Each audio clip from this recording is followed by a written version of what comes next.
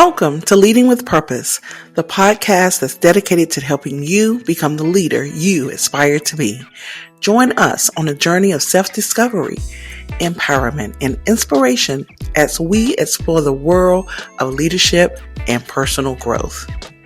In each episode, we will explore the art and science of effective leadership, bringing you insights, stories, and strategies from experts and thought leaders across various industries. And now your host, Dawn Marie Bornhammer, Maisha B. Hoy, and Dr. Sharon H. Porter. Welcome to Leading with Purpose, the podcast that's dedicated to helping you become the leader you aspire to be as you lead, empower, inspire, and achieve. I am Dr. Sharon H. Porter, Editor-in-Chief of Vision and Purpose Lifestyle Magazine. Hello, everyone. I am Maisha B. Hoy, aka the Professional Beggar. I help nonprofits with their systems, processes, and help them get money to go into the nonprofits. And I'm Dawn Marie Bornhammer, Founder and Chief Impact Officer for Mission Inspired Consulting. We want to welcome you back to Leading with Purpose podcast. And today's guest is a true disruptor in the world of healthcare.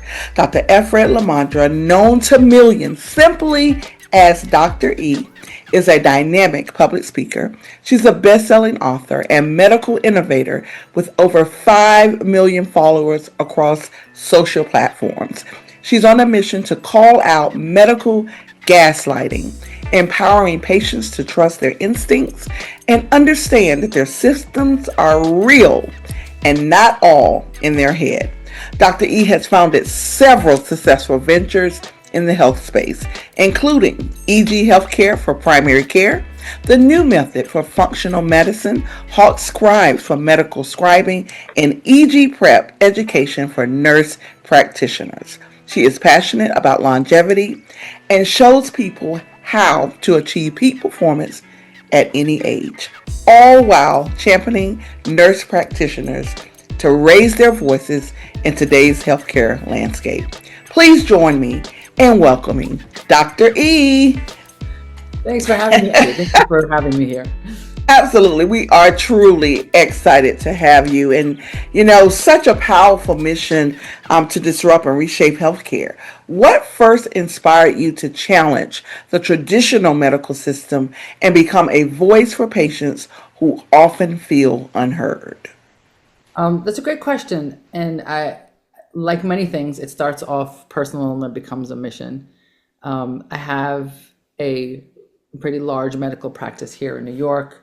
And let me just say before I even get to the why disrupting, but even setting that up, that business itself was already disrupting because women-owned company, as you all know, and then also a nurse practitioner owning her own practice was 11 years ago. That wasn't as common as it is now. So we were already setting the trend in this conventional medicine model. And I opened up my doors and we take care of everyone ages 3 to 103 with a special love for the rainbow community and the Black and brown community. And I was doing my thing, taking care of humans, and then my wife got sick. And I'm in medicine, she's in medicine, our friends are in medicine, and medicine wasn't able to help her.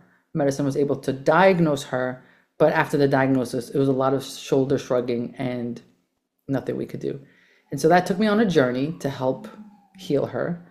And I can get into that in a moment, but we did it with some out of the box thinking, things that we never learned in medicine. And that really left me with head scratching. I'm like, well, I built this big business and I went to school and I thought I knew how to take care of people, but here I am, my wife is healed from something completely unrelated to anything we learned in medicine. And that sent me on a journey. And that's how we are now here, about 15 years later, spreading the word that there is more to medicine than maybe meets the eye. Wow. Just listening to that and reading your bio and listening to the things that you have out there, it must have been, first of all, absolutely shocking, as you said, that it wasn't really the medicine that healed, right? And that took you on your path to share that. And I think that's so important. How is that received from the medical world, though? Yeah, that's a really great, powerful question. So initially, first there's a metamorphosis, and I have a podcast called The Medical Disruptor where I interview other disruptors, and we all talk about this moment. So first, personally, when someone suggested to my wife that we try like nutrition for her, like it doesn't make any sense. So first, personally, I was like, this is not going to work. Just for anyone's curiosity, she had 2 autoimmune issues, and they were very, very painful and really life altering.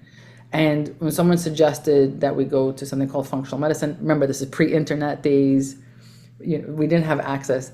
I really did not think it was going to work, but I was kind of like, what do we have to lose? A few dollars. If it works, it works. If it doesn't, it doesn't. And so that was already, we kind of hit it. Like we did it and we saw this miracle, like we saw everything get better and her life come back to her, but we didn't talk about it because it didn't make any sense from our world. And so we lived our life, and I started taking more classes, and I did it on the down low. Like I would help patients and like, listen, I kind of think this is what's going on and here's how we can do it. It's kind of out of the box thinking, and it was like secret. And then COVID hit, and well, let me say, before COVID hit, I started noticing that the things I was suggesting was working. Now, mind you, I'm not suggesting I'm just suggesting lifestyle changes, that maybe your eczema is secondary to your nutrition. Maybe your autoimmunity is secondary to gluten. I'm not creating anything that can cause harm, right? And I'm also not saying at any point do I say, leave medicine, because I do believe we need both, right? If I have a pneumonia, I want antibiotics. I have a broken bone, I want, surgery. If I have cancer, I want chemo. But there's another world to it. There's more. So it's yes and, it's not either or.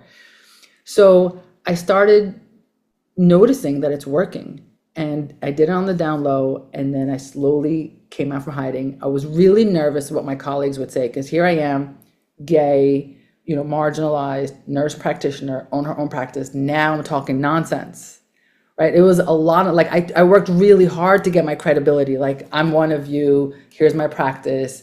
I worked really hard to get into the room, to get on, get on the boards, and now I'm talking nonsense. So I really did it quietly. If you ever find my first few videos, I would talk about like how much water you should drink and how much sleep you should get. I wasn't saying the say. Now, girl, I say anything, like, obviously if it's evidence-based, but I'm like, yes, gluten affects your thyroid. Yes, come at me, say something, I'm ready, right? So it's a really astute question to answer your question. It was scary. I was nervous that people wouldn't receive it, but now they send me their patients. Now, when they hit a wall, they're like, go to Dr. E. So not only do I not need to be scared, but they send me the patients that they don't know what to do with. So it's full circle. Wow, very deep. Thank you so much for that. Of course. I want to get into the medical gaslighting. First of all, let me just say Gaslight, 1944. Ingrid Bergman's my favorite movie of all times. And so in that movie, she is being gaslit. I don't really understand what a medical gaslighting is. So if you could explain that to me, and then how does one know that this is happening to them? Okay. First of all, Maisha, you're so on point, and you're one of the few people who know the origin of the word. And so I'm loving that. And it's a really important delineation, because in the original movie, in the original term gaslighting, we're talking about a malicious, manipulative reworking of reality to make someone think they're crazy. Mm-hmm. So the word gaslighting really involves malice, malintent, and manipulation. I think nowadays people use it colloquially, and they use it a little bit loosely. I don't think there are some people, without question, who are malicious manipulators, but I think generally we're like, oh, you're gaslighting me. And I think there's a general understanding that you're trying to make me, you're trying to discredit what I'm saying. I think we're using it like that these days when we say gaslight. Don't gaslight me, I know what I'm saying, which is a little different than the original gaslight. So thank you for pointing that out. Medical gaslighting is using the term gaslighting in that colloquial sense. I don't think that doctors are out there trying to manipulate people. But the experience is, I'm coming into the medical exam room with my issues, and instead of being validated, I am dismissed. That is the overall feeling of medical gaslighting. And that is how the term is used. There is no question that medical gaslighting in that sense is happening, and it's happening mostly to women and people of marginalized communities, our POCs, our rainbow community. There's no question that it's happening. The statistics are out there. There's just no question. It's not only is there no question that it's happening, there's also no question that medicine was designed for white males. Like all the studies, all the calculations, they were not designed for anyone that looks like us.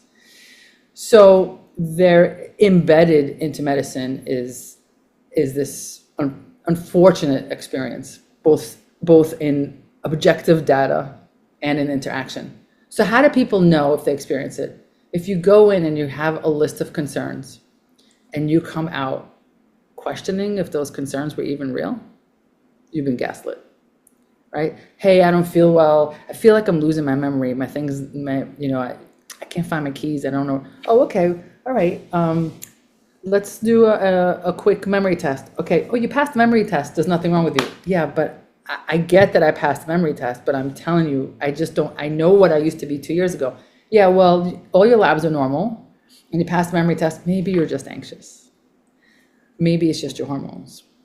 Did you fight with your husband last night? Are you too stressed?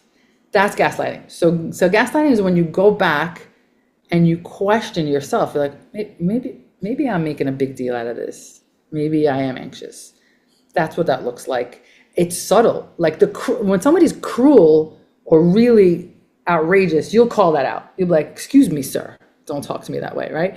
But it's the nuanced gaslighting that's harder to pinpoint because you're at a disadvantage in the exam room. And so if the doctor says everything's right, well then I guess everything's right.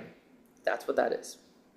Plus, it's a feeling of trust. Like for me, when I go to the doctor, I trust that you know more about what's going on, medically than I do. So when I'm giving these list of symptoms and you cross them off, I'm like, oh, well, then I'm healthy. Thank you.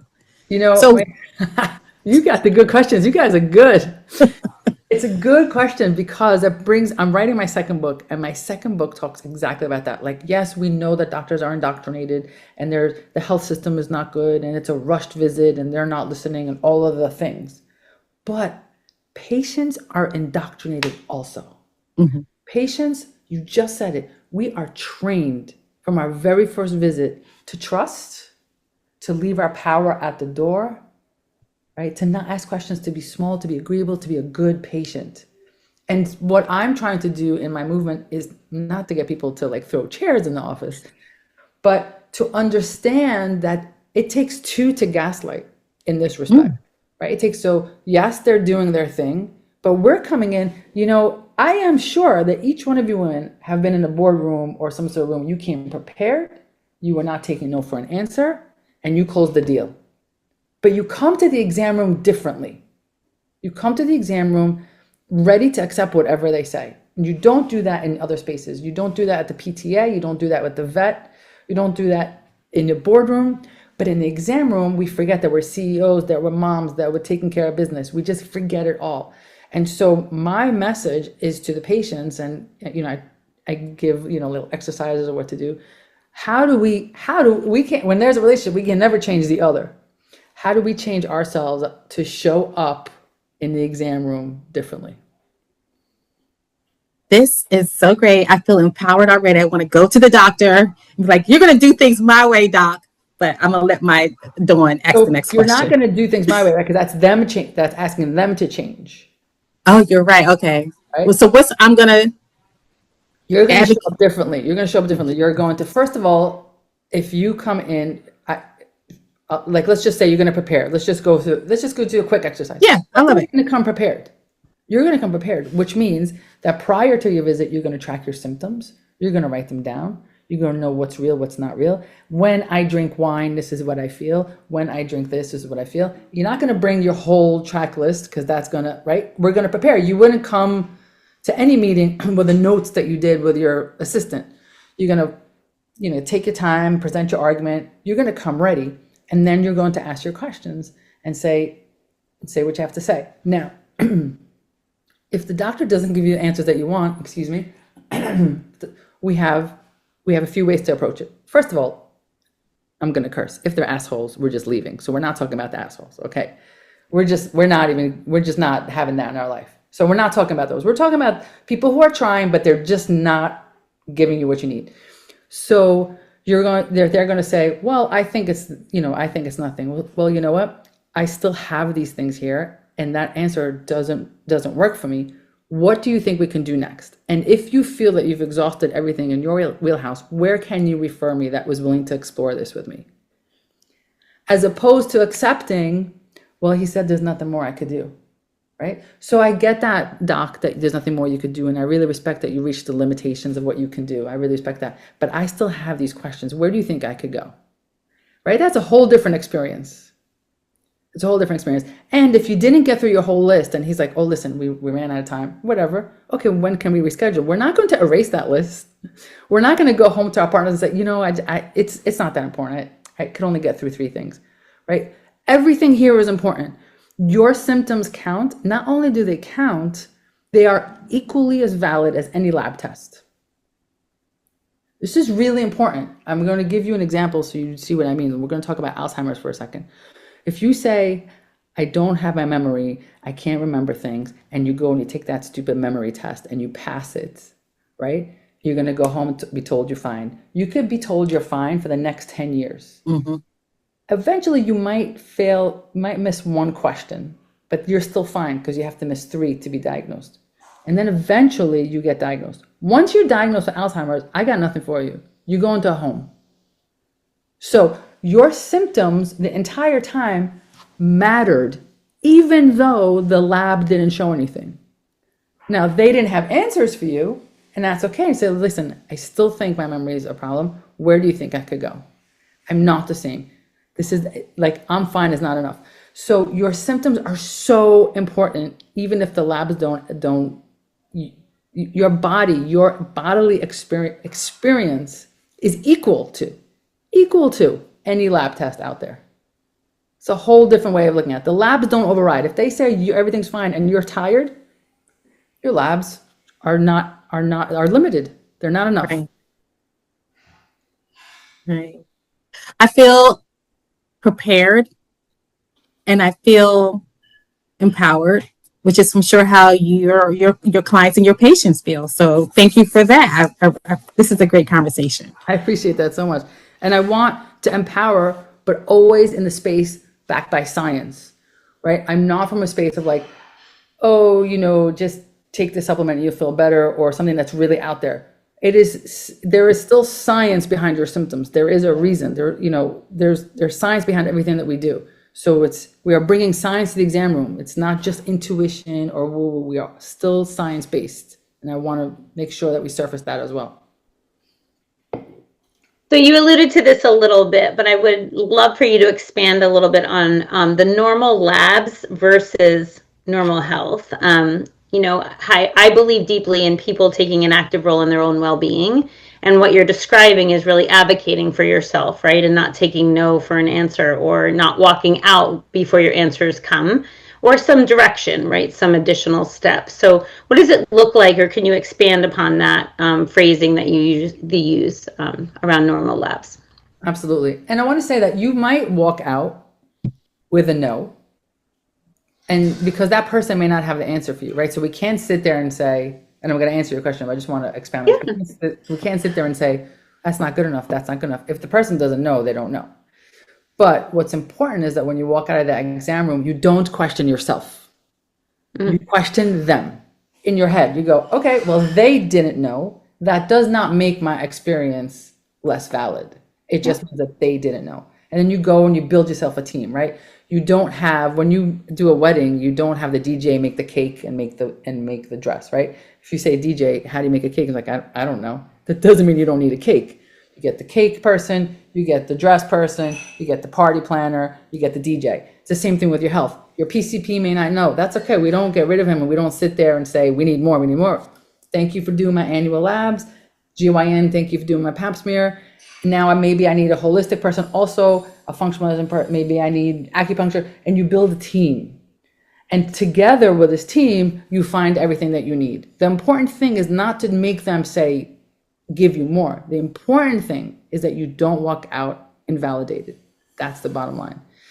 Now, to answer your question, I get so passionate about this, I'm sorry. Oh, it's good.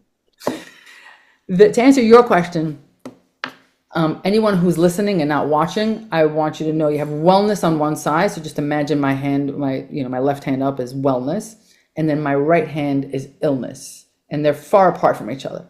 And it takes a long time so wellness is, I feel great, never felt better, everything's 100%. Illness is, I have a diagnosis, I need medication, I need surgery.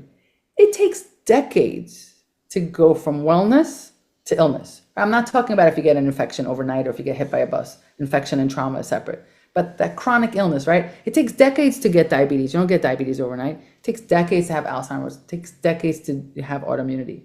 So in those decades, now in wellness, your labs are normal. In illness, your labs are abnormal. Your blood pressure is high. Your sugar is high. Your cholesterol is high. In between, your labs are fine. But you are not well. You are slowly making your way from wellness, from my left hand to my right hand to illness. And during that time, I'm tired, my joints hurt, I have brain fog, whatever your symptoms are. And every time you get your labs, you're going to be told, you're fine. You're fine. You're fine. Because the labs are normal. The labs don't become abnormal until you're already sick. Now, once you're already sick, your doctor is a great place to be in. They have the medications, they have the surgeries, they have the procedure. On the way to becoming sick is the time of I don't feel good-itis. It's the time of you're fine. That is when you need other members of the team. That's when you need your nutritionist, your functional medicine people, people who are willing to think outside the box for your symptoms, even though your labs are normal. And this is important. And this is why I said it's not either or, because you need this whole team. You need this team in the middle. You need this team when you're sick, and then you need the team to help you recover. Yeah. So that is why so many of us go into the exam room and are being told, you're fine, you're fine, you're fine. By definition of labs, you are fine. But by definition of your bodily experience, you're not fine. No, and I think what you pointed out to Maisha earlier about documenting, like how you're feeling, what you're eating, how you're sleeping, like paying attention to, and then presenting that back as part of the conversation so that you can speak clearly, frankly, about what you've been experiencing in a way that can allow the person sitting across from you to support you in the best way they can. And again, if that doesn't happen, then also knowing that these are still equally valid. Yeah. And presenting your story is really important, because a lot of times patients come in and they really feel the need to kind of impress their doctor. And so they'll say, I am exhausted all the time. How long have you been exhausted for? I've been exhausted for the past 10 years. This is extremely unhelpful information. Yeah. Exaggeration and generalized and are not helpful. You're not impressing the doctor by saying, no, it hurts all the time. It hurts 24/7. Does it? Is it the same when you sit and the same when you stand and the same when you lie down? Is it the same when you go up the stairs and the same when you go down the stairs? This is very, very important information. Is it the same when you turn? Is it like every piece counts? Are you tired all the time, or are you tired right after exercise? That's really different. Do you wake up refreshed and then get tired? Do you wake up tired and then get energy at night? So like using these generalizations don't work. But sometimes we're not doing it. We just don't remember. We have this feeling like we're tired all the time. So these symptoms, and then being able to say, you know what, in the morning I look like, after I eat, it's like this. When I work out, it's like this. This paints a completely different picture diagnostically for the doctor. It's much easier for them to be like, oh, I think this might be this. I think it might be that, as opposed to it hurts all the time, tired all the time. So the symptom tracking is really helpful. No, and that's a good point. So being specific about timing and, before and after moments to paint a better picture. Yes, so important. Yes. Perfect. Thank you. Of course. Dr. E, I tell you, all of this is so fascinating. What are some of the common root causes that you see in things such as brain fog, like you mentioned, fatigue, and even chronic symptoms? Yeah. So at the heart of everything is inflammation, right? Which is a very broad term we've heard about on social media. Inflammation is where your body is dealing with something and you may not be aware of it. So let's give an obvious one, right? If I have the flu and my whole body hurts. My whole body is inflamed. The cause of that inflammation is the flu virus, and I just have to wait for the flu virus to go away, and then the inflammation's gone, right? So we understand that the flu virus is the thing, but our body's super inflamed. There are other things that could be happening that will cause us to feel, I'm just going to say fluish, maybe not a level 10 with fever, but like a little bit off.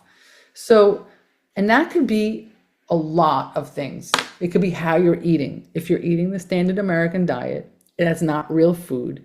It is just chemicals combined to look like food. That's going to cause inflammation, right? Eating hamburgers and French fries every day, having Starbucks every day, Frappuccinos every day, that's actually not food. Food is information. And if your information is made in a factory, your body has absolutely no idea what to do with that. It's not nutrition at all. And so if you're going to consume that every single day, this is not a weight conversation. This is an information conversation, because people could be healthy at various weights. I just want to make that super clear for my bigger people out there. It's not a weight conversation. So food, what information, so if every single day we're giving ourselves bad information, that's going to be inflammation, and we're going to not feel well. Second is sleep. A lot happens when you're sleeping, including it removes, like, you're thinking all day long, that creates waste. And that waste needs to go away. If you're not sleeping 7 to 9 hours, the waste builds up. Next is going to the bathroom. A lot of people, especially women, are constipated. You're not eliminating your toxins. It's like super basic. These are not sexy things. How I sleep, how I eat, how I poop. But these are like the basics. If you don't have that on point, there's no point in looking for the fancy stuff. So if you have all that on point and you're still not feeling well, that's when we start looking elsewhere. Is there a chronic inflammation, a Lyme? Is there mold on board? Is there some sort of toxin in your life? But you don't start there. Those are later. Because if you're still eating McDonald's, not sleeping, and you're still constipated, don't talk to me about Lyme or mold, right? You got to get the basics right. So there's a lot of things there. And I also want to say that for the woman who's 45 and older, it's likely also her hormones. And she needs to be on hormone replacement therapy unless there's a contraindication. And if her GYN is not talking to her about it, get a new GYN. So these are the type of things that can cause inflammation. I love how she's laughing at it. So these are the type of things, and they're pretty simple, but people skip them. And so then you don't feel well, you don't feel well. So I really want, like, that Alzheimer's person, this is real. You'll have somebody who's like working in the basement, they are exposed to mold, they're eating hamburgers, they're going for the Starbucks, brain fog. It's in, it's out, it gets better until one day they have dementia. That's how it goes. Dementia starts about 20 to 30 years before dementia. That's how diseases work. Diseases don't happen overnight. It takes time to cook. So that entire time of whatever it is you're exposed to, it's like a slow chipping away at your health. Woo. Sorry. Was that too much? No, this is a lot, because I mean, you think about brain fog and fatigue, like those are so common. Yes. And it could be several different things, right? The reason could be several different things. It's so common because most of us are not eating, not sleeping, not pooping, and exposed to some stuff. And we've normalized feeling this way.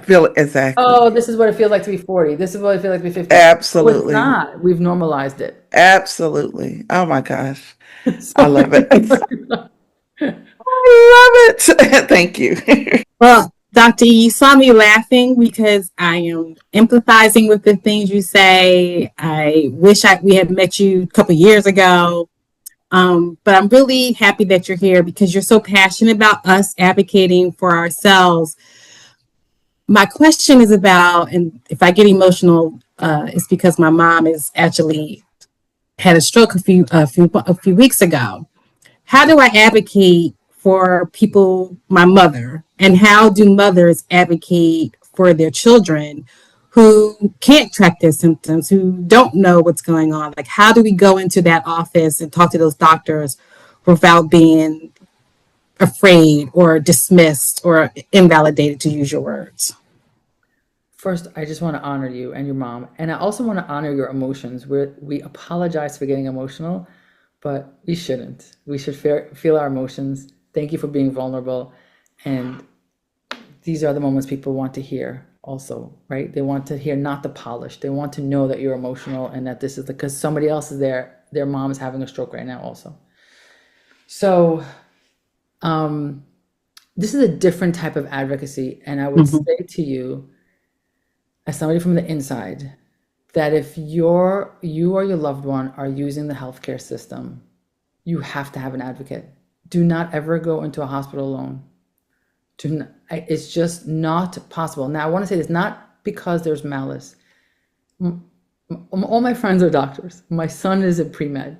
There is no malice in the people who are going into this. But the system moves fast.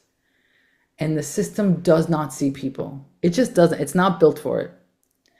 And you need to be, if it's not you, it's someone else. Someone needs to be with mom all the time when she's in the system. I'm not saying if she's capable to be at home, but she should not go to doctor's appointment alone. She should not. Do you know how hard it is to make a doctor's appointment these days for an 80-year-old? I watch my mother-in-law. Press 1, press 2, go to your portal, do your login. No 80-year-old can do this. It's not possible. We'll email you the confirmation.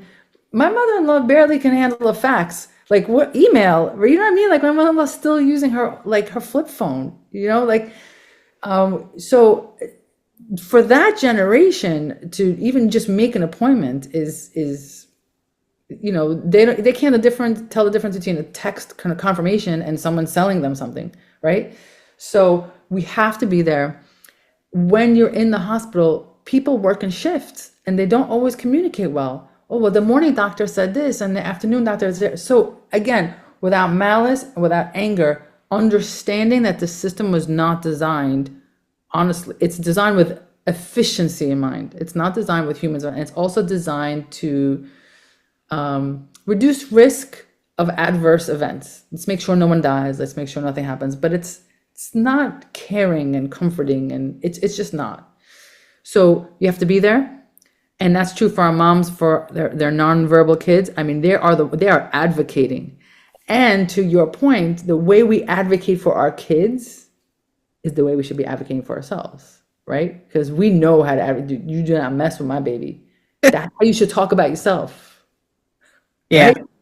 Okay, so yeah, it's a little bit of a different conversation because now we're talking about like advocating in the healthcare system, but even yourself, you can't go alone. If you're in a hospital setting or like a rehabilitation setting, you need an advocate without question. It's too much. It is. It really is. But I do like the fact that I need to find someone who can advocate for us as a family unit, because we are definitely advocating for my mother, but who's a little impartial, who hears the things that we don't hear. Because from what we hear different things. I've learned this so much. It's like one person sees this, one person sees that. So I will take that advice and find me someone outside of the hospital, outside of my family, who can just listen and help us decipher all that's going on. That is great. I know there's a lot of patient advocates like that in the cancer world. So I'm sure there's other places, because in the cancer world, like, you don't hear anything. Like, you're just processing it and you don't have the skill set to even put it together. So I'm sure there are also patient advocates for this as well. Lean on them. But until then, don't let mom go alone anywhere. Thank you. I won't. Shout out to mom. Shout out to mom. So you just mentioned the patient navigators that are in that cancer community space. And I was going to acknowledge that some of the greatest nurse practitioners I had the pleasure of getting to know were advocating for friends and family members that I knew in the cancer community, especially in the young adult cancer community, when there's a lot of different conversations happening. It's a club no one wants to be a part of. Nobody signed up to be a part of. And so the ability to even listen to the information at a time where you're really just taken aback, right? It helps to have that person there that knows more than you do about the process, about your options, all of the things. That being said, my question really is focused on your decision at what point to fiercely advocate for nurse practitioners in general as being exceptional care providers and individuals that have every right to have a practice and every right to proceed in that manner. to support your patients? Are you asking me? You asked me when we should have that? Yeah, the nurse practitioner, right, in your business, you stood up an entire business of nurse practitioners, correct? Yes. Yes. And so doing that at a time where that was not an everyday experience, you chose to lead in that moment, right? To do something as a disruptor, as you like to say. But I'd love for you to just share a little bit more about where your passion is in that space and elevating the voices of other nurse practitioners in the health arena. Absolutely. Let me give a little bit for the audience of like, first of all, what is a nurse practitioner? So a nurse practitioner, you become a nurse, you become an RN, and then you go back to school. You specialize in family, geriatric, pediatric, psych, a few others, and you go back to school, you become a nurse practitioner. The difference between a nurse and nurse practitioners can diagnose and prescribe, whereas nurses cannot. Nurses are the ones giving you the medication, but they cannot say, oh, you have pneumonia. Oh, here's what I recommend. Nurse practitioners, like doctors, can do that. So it's this diagnosis and prescription. They don't do surgeries, but they are in just about any office setting, should be well-versed enough in primary care, or if they are in dermatology, etc. So that is what a nurse practitioner is. There are some states like New York that after a certain amount of years, nurse practitioners can practice autonomously, meaning just like a doctor can without any oversight. And there are some states, the country is really half and half. There are some states that the nurse practitioner still has to work under a doctor, and it's primarily women, and a lot of Black and brown women who are starting their own businesses. It's a great way to get empowered, side story. Anyway, so it's primarily women, and so they have to still be, oh yeah, I agree. Okay, they still have to be under the auspices of a doctor. Now, this is a bit of a problem because there is a primary care shortage in this country. We may not feel it, the four of us, because we live in settings where we can go to our PCP down the street, probably get in within a week or two. But in America, there are people who have to wait months for primary care. There are not enough doctors graduating for primary care because it's not a lucrative job for anyone who went to med school. 7 years plus all this extra to become just a primary care, it doesn't make financial sense for them. They are better off with all they invested to be derm, plastics, ortho. It doesn't make sense for them to go into primary care or pediatrics. So they're not going. So we have a shortage. And so it's kind of like whether you like it or not, someone needs to step into the shortage. And the only providers stepping into the shortage are nurse practitioners. So this is no longer a question of like, do we agree? Do we not agree? Do we want it? Do we not want it? Within 10 years, it's either NPs are going to be allowed to be autonomous, or you just won't have primary care in certain parts of the country. There's not much of a choice. So the people in charge of making laws need to understand that it's happening whether you like it or not. Let's support it. Let's make it happen faster. Let's elevate them. Let's help them build practices, because ultimately most nurse practitioners, not only are they primary care, but they tend to set up shop in the communities they come from. And a lot of them are from marginalized communities. So they're in like double deserts, like not just geographic deserts, but they're taking care of their Haitian community because they're Haitian. They're taking care of the gay community because I speak to them. They're taking care of like the Polish community in one area that, no one's going to. So like they're taking care of, honestly, the groups that are not getting to primary care, which costs the country more when people don't get to primary care, because then they get sick and they end in the ER.